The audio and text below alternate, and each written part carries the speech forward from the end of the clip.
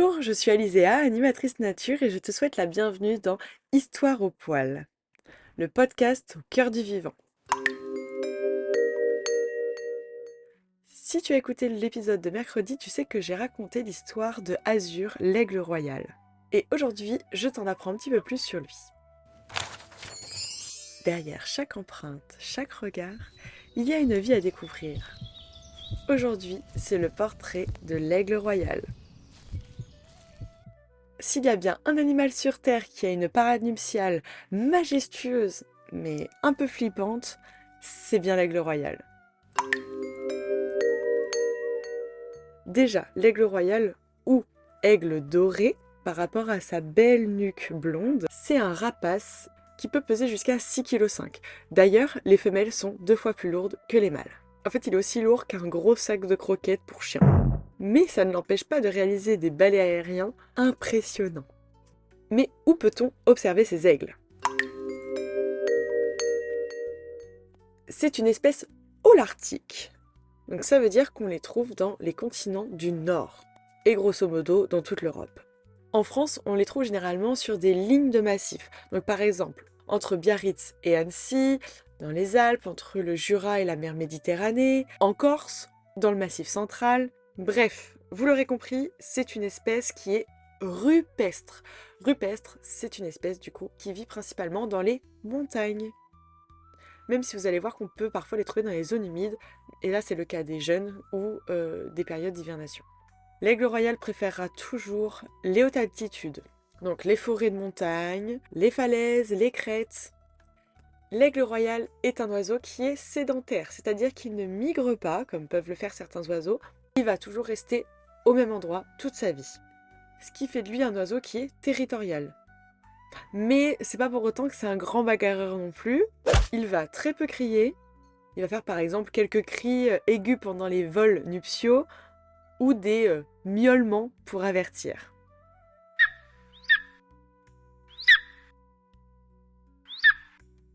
Pour défendre son territoire, il va avoir recours à des techniques d'intimidation, avec par exemple des vols de marquage de territoire. Donc c'est des poursuites en vol avec des simulations d'attaque, pour dissuader quiconque qui s'approcherait de trop près à son nid. Oui, juste près de son nid, parce que même s'il peut avoir un territoire très vaste, hérité de génération en génération, qui peut s'étendre jusqu'à 150 km, il se cantonne à protéger seulement les alentours de son nid. En même temps, surveiller l'équivalent de 1400 terrains de football, je comprends qu'il ait un peu la flemme. Quoi qu'il en soit, il faut que cette aire, cette zone, soit adaptée à la chasse et à la reproduction. Par exemple, il faut que les lieux soient dégagés pour la chasse. Même si l'aigle royal a une excellente vue, il ne va pas faire du vol stationnaire, donc en gros voler sur place comme vous avez peut-être déjà pu l'observer sur certaines espèces, comme le faucon cresserelle par exemple. L'aigle, lui, il va plutôt chasser en bougeant, mais en volant au ras du sol.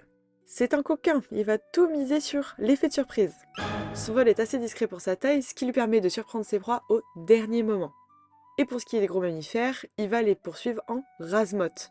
Oui, j'ai bien dit gros mammifères, parce que même si ses besoins en nourriture sont assez faibles, ils représentent à peu près 250 grammes par jour, l'aigle peut chasser des proies allant jusqu'à 15 kg, soit 2 fois plus lourdes que lui.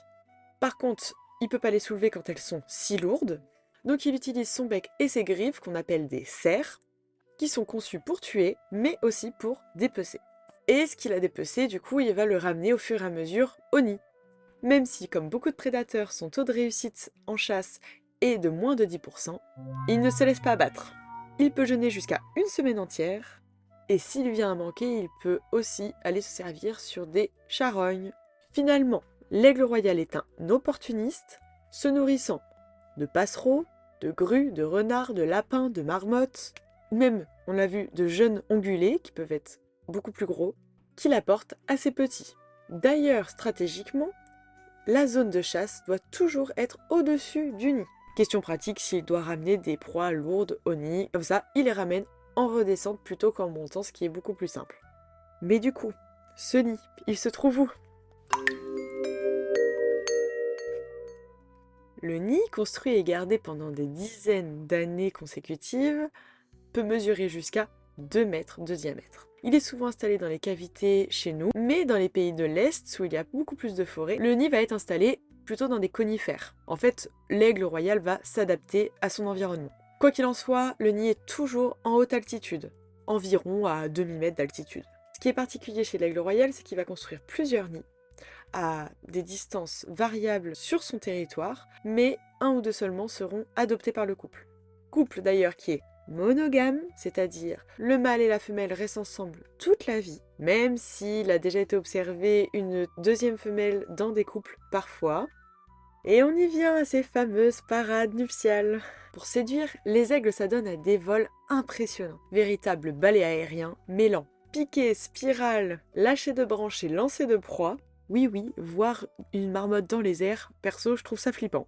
Une fois la drague conclue, l'accouplement se déroule en janvier, la ponte au printemps, la couvaison dure environ 45 jours, durant laquelle d'ailleurs la femelle reste au nid constamment et le mâle vient la nourrir. Mesdames, prenez-en de la graine, faisons-nous servir.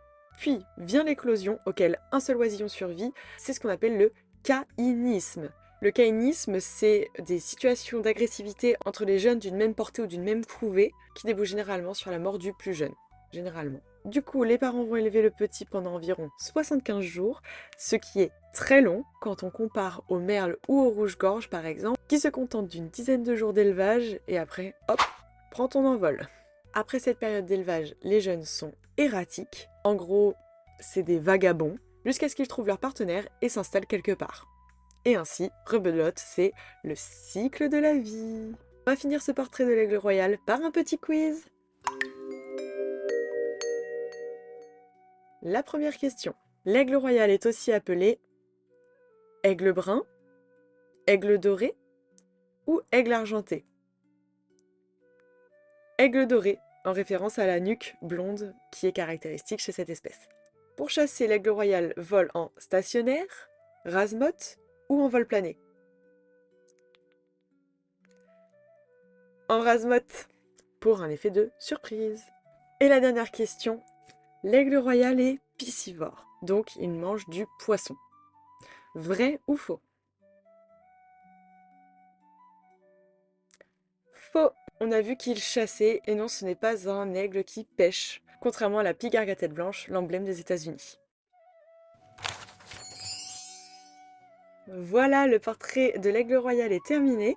J'espère que tu en as appris un peu plus sur lui. Je te remercie d'être resté avec moi, et je te donne rendez-vous mercredi prochain pour l'histoire de Flocon, l'hermine et le manteau de neige.